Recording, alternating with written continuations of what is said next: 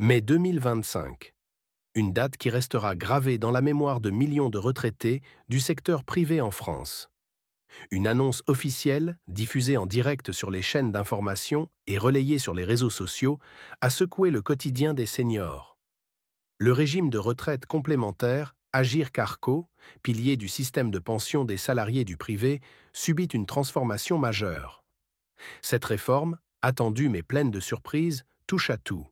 Le montant des pensions, le calendrier des paiements, les droits familiaux, le cumul emploi-retraite et même la manière dont les retraités interagissent avec leur caisse. Pour certains, c'est une aubaine, pour d'autres, une source d'inquiétude. Mais une chose est sûre, rien ne sera plus comme avant.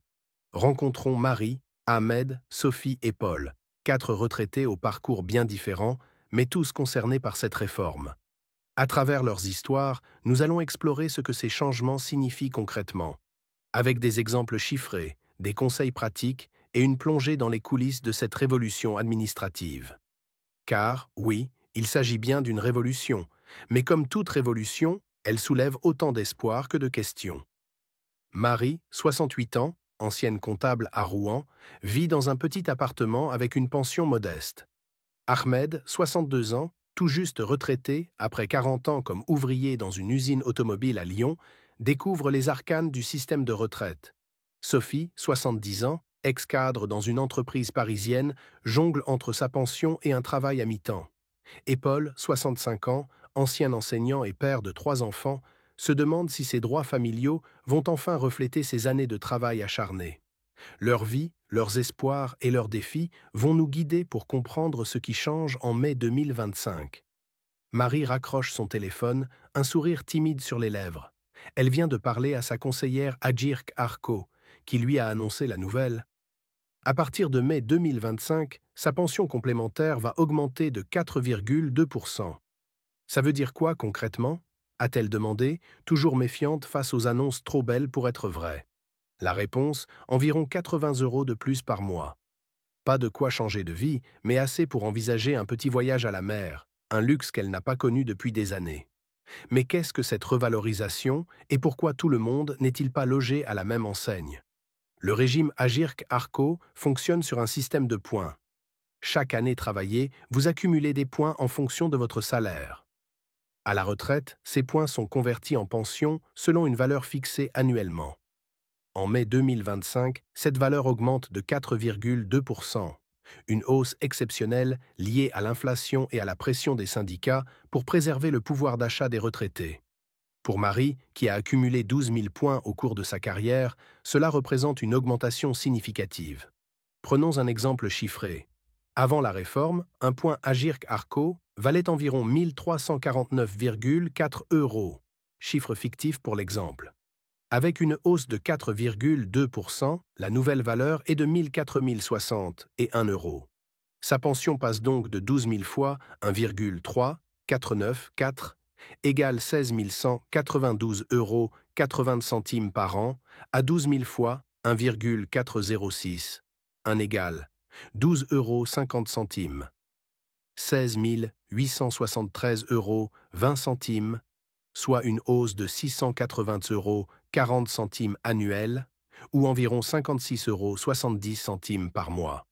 Mais pour Sophie, l'ex-cadre qui a accumulé 25 000 points grâce à son salaire élevé, l'augmentation est de 1 417,50 € par an, soit 118 € par mois. Une différence notable. Cependant, tout n'est pas rose. Certains retraités, notamment ceux ayant des carrières courtes ou des salaires très bas, ne verront qu'une augmentation minime. Ahmed, par exemple, avec seulement 8 000 points en raison d'une carrière interrompue par des périodes de chômage, ne gagne que 37,36 € par mois. C'est mieux que rien, mais ça ne couvre même pas l'augmentation de mon loyer, soupire-t-il. La réforme, bien qu'ambitieuse, creuse donc les écarts entre les retraités modestes et ceux aux carrières plus aisées. Ahmed, en lisant son journal, tombe sur un gros titre « Fin progressive du malus Agirc-Arrco, un soulagement pour les retraités ». Intrigué, il se renseigne.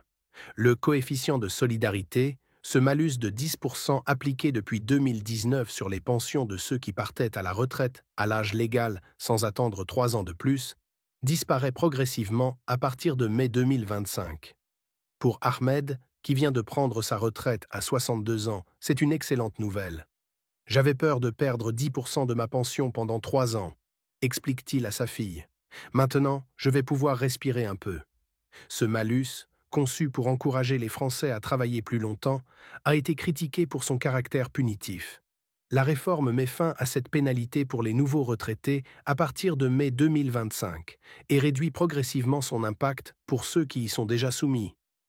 Par exemple, un retraité comme Paul, qui subit le malus depuis 2 ans, verra sa pension revenir à 100% d'ici 2026, un an plus tôt que prévu. Mais il y a un hic. Les retraités ayant opté pour une surcote, en travaillant au-delà de l'âge légal, ne bénéficieront pas de ce changement, car ils n'étaient pas concernés par le malus. Sophie, qui a continué à travailler jusqu'à 65 ans pour maximiser sa pension, hausse les épaules. Tant mieux pour les autres, mais ça ne change rien pour moi. Paul, père de 3 enfants, est un homme organisé. Chaque mois, il attend son virement Agirc Arco le 10 pour boucler son budget. Mais à partir de mai 2025, les paiements seront avancés au premier du mois. Ça semble anodin, mais pour moi, c'est énorme, dit-il. Je paye mon loyer le 5, et parfois, c'était juste. Ce changement, motivé par les demandes des retraités pour une meilleure synchronisation avec leurs dépenses, vise à simplifier la gestion financière. Cependant, ce nouveau calendrier demande une adaptation. Les caisses Agirc Arco envoient des notifications pour prévenir les bénéficiaires. Mais Paul, qui n'est pas à l'aise avec les emails, s'inquiète. « J'espère qu'ils ne vont pas tout faire en ligne », murmure-t-il. Spoiler, c'est exactement ce qui arrive.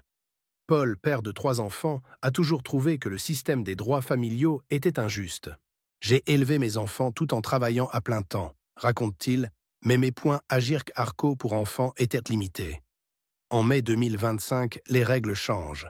Les points attribués pour enfants sont harmonisés pour mieux refléter les charges familiales.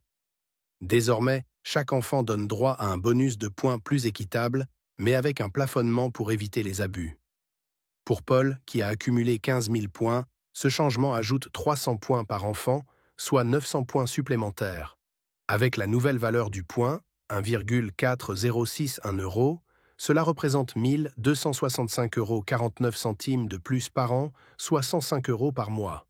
Mais pour Marie, célibataire et sans enfant, cette mesure passe inaperçue. « Je suis contente pour les familles, mais ça ne me concerne pas », dit-elle avec un haussement d'épaule. Sophie, 70 ans, adore son travail à mi-temps dans une librairie.